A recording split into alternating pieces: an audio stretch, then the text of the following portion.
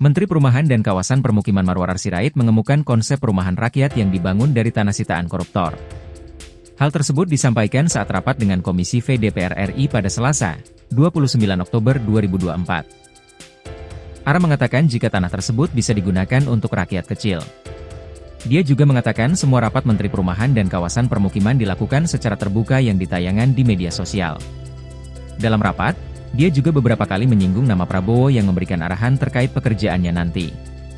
Ia selalu menegaskan semua program yang dilakukan dengan asas anti korupsi, keterbukaan, dan efisiensi.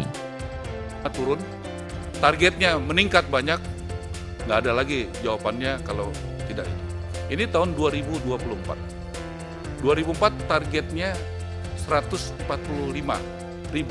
Saya mendapat data dari Dirjen Perumahan, baru tercapai 34.000 per hari ini. Anggarannya 14 triliun. Bayangkan, ini kita tahun ini, itu targetnya hanya 145.000. Per hari ini, baru tercapai 34.000. Saya mohon sebagai fungsi pengawasan DPR, kritisi saya, betul nggak data ini? Bapak-bapak, ibu-ibu kan banyak yang sudah berpengalaman, betul nggak data ini? Kalau data ini benar, berarti kita mesti kerja, bayangkan 25 kali lipat untuk mencapai 3 juta. Ini datanya ya. Kemudian lanjut yang 2025. Anggaran kami dari 14 jadi 5 triliun. Mesti bangun 3 juta rumah.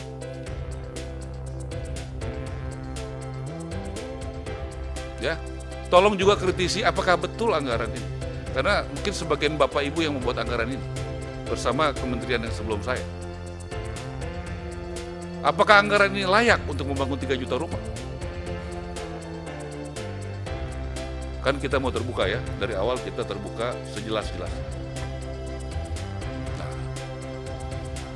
Lanjut.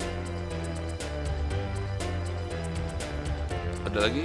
Sudah cukup ya. Nah, saya mau sampaikan itu ya. Jadi kalau kita melihat situasinya sama, kita tahu posisi kita hari ini di mana, kita tahu mau ke depan bagaimana, kita tahu kita punya peluru seperti apa untuk membangun itu.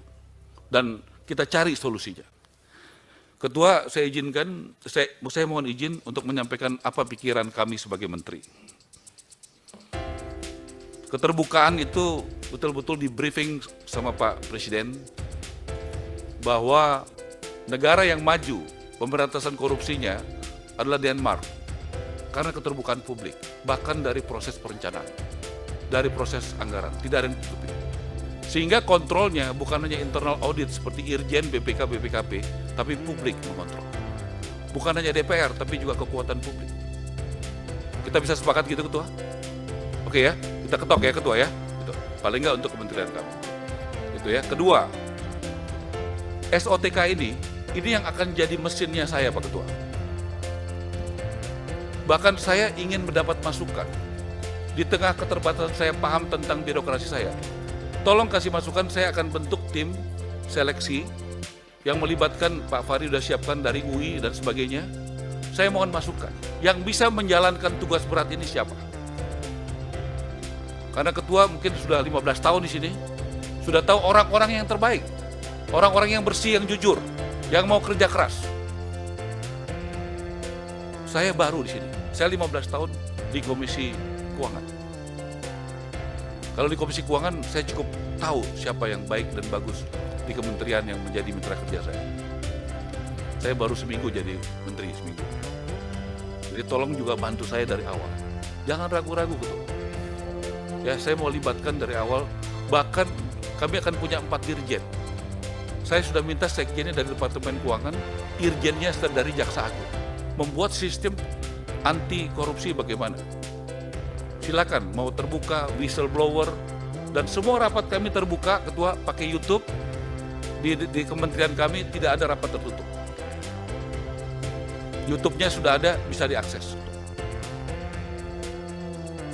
Jadi itu kami mulai dan kami mohon dukungannya dari teman-teman Komisi 5 untuk keterbukaan ini. Saya juga tahu pernah jadi anggota DPR 15 tahun. Ada aspirasi dari daerah. Saya ingin sekali diberikan kesempatan juga mendampingi teman-teman pada saat reses selama 5 tahun saya di sini. Kenapa? Kalau teman-teman juga boleh undang saya, teman-teman tahu bagaimana anggaran kita, bagaimana kebutuhan di lapangan. Jadi saya nggak terlalu capek lagi mesti ngejelasin. Kenapa mesti begini, kenapa mesti begitu. Kalau kita sama-sama ngerti, saya mau mengajak kebersamaan, kita ngerti dari awal nih, kondisinya seperti ini. Jadi ketua, keterbukaan setuju, efisiensi ketua. Saya lama di corporate. Boleh nggak kita masukkan efisiensi dalam pengelolaan keuangan negara? Saya hari Kamis jam 2 akan ketemu Pak Ate. Saya ingin kayak di perusahaan saya dulu ada, misalnya saya punya restoran cukup banyak ketua, kita bikin central kitchen. Belanja beras untuk satu restoran dengan 24 restoran beda ketua, harganya. Banyak kemudahan yang dapat. Semen kalau kita mau bangun 3 juta rumah, saya udah hitung angkanya belasan triliun. Kalau kita deal sama pabrik semen, kemudian kita minta diskon, itu baru satu. Itu bisa diskon berapa? Akan murah harga jual buat rakyat. Karena biaya-biaya untuk materialnya akan turun. Nah, boleh nggak saya lakukan itu? Efisiensi uang negara, sehingga nanti harga-harga rumah bukan naik tapi turun tuh. Nah, tolong saya mau minta sama Menteri Pak Ate, Kepala BPKP untuk mengizinkan itu.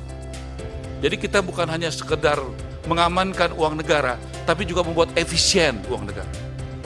Caranya gimana? Boleh nggak yang bagus-bagus dari korporasi? Central purchasing.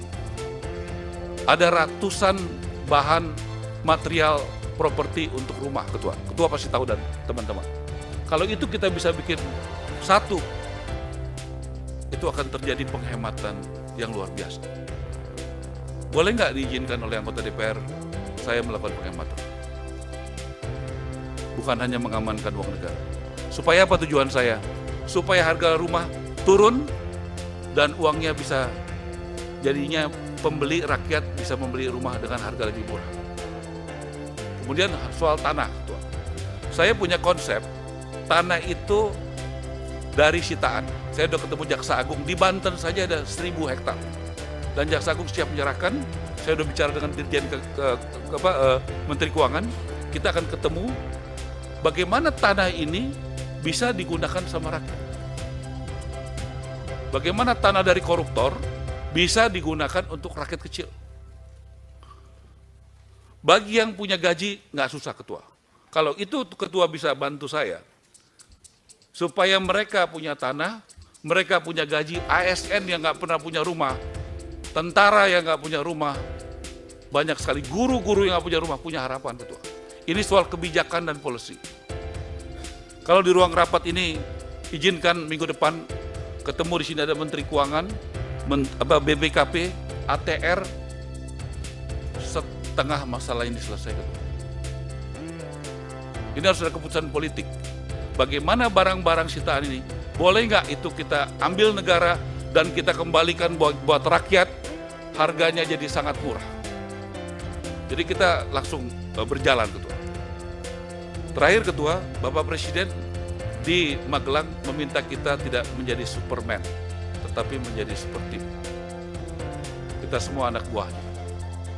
Apa yang saya lakukan dari Magelang, kita langsung ke rumah susun di Pasar Rumput.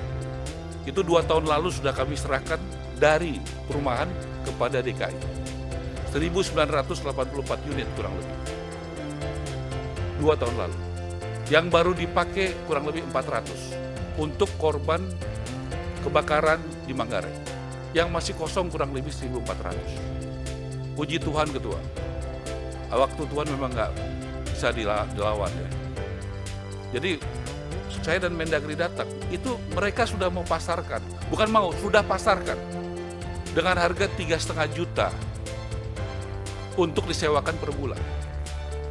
Untuk kita punya PJ Gubernur yang punya hati. Pak, batalin saya minta. Saya nggak punya kewenangan, karena itu sudah serahkan. Saya cuma minta himbauan. Kalau 3,5 juta itu bukan rakyat kecil, Pak. Nggak mungkin rakyat kecil di Jakarta bisa bayar 3,5 juta sebulan. Nah, akhirnya kita hitung, itu kebutuhannya itu kurang lebih 18 M setahun, di breakdown 1,5 miliar per bulan, itu ketemu angka 1,250. PD Pasar Jaya mengelola tidak rugi, tidak untung.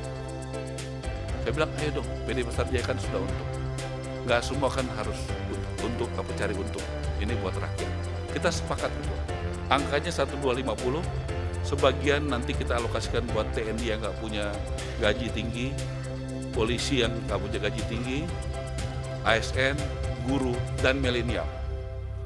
Saya undang teman-teman hari Jumat jam 2 siang kita open house di rusun yang ada di Pasar Rumput untuk kita bekerja dengan cepat. Bagaimana pembeli bisa survei langsung kepada unit-unitnya supaya mereka tidak beli kucing dalam karung. Karena sering sekali gambar dan realisasi berbeda, Ketua. Jadi mereka datang, silakan you pilih. Dan kemudian kita melakukan transaksi. Terakhir saya minta subsidi silang. Kalau misalnya ada anak-anak muda milenial yang ada sekitar Tamrin, Sudirman, itu kan membuat kemacetan. Kalau mulai kita buat gerakan, bagaimana rumah mendekati kantor mereka. Jadi jangan mereka tinggalnya di Depok, di Bogor, lama, tidak efisien, dan macet. Maksud saya, itulah langkah-langkah kami. Kami hanya mau bekerja, tidak mau lain. Dan tanpa dukungan DPR, saya tahu, saya anggota DPR 15 tahun, semua tidak akan berhasil. Mohon Bapak Ibu mendukung, dan inilah keberhasilan bersama. Bagi kami, pemerintahan ini berhasil kalau DPR mendukung, khususnya Komisi 5, bekerja sama dari awal bersama kami. Terima kasih. Wassalamualaikum warahmatullahi wabarakatuh. Baik, ya sangat